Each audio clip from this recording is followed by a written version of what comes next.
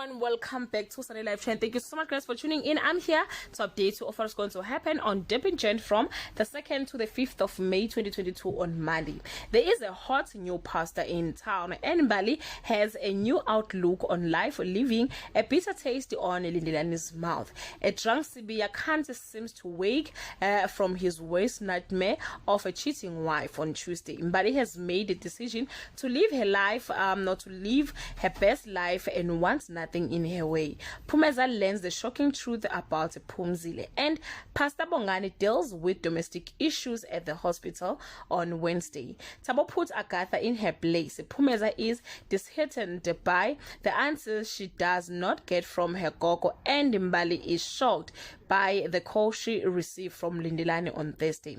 Nolazi can't wait for Bongani to get out of the hospital so they can start the rest of their lives together.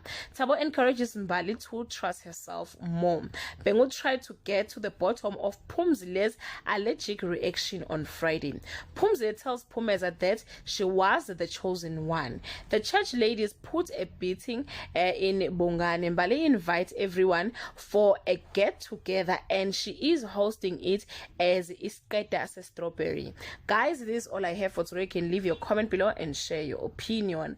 Bye.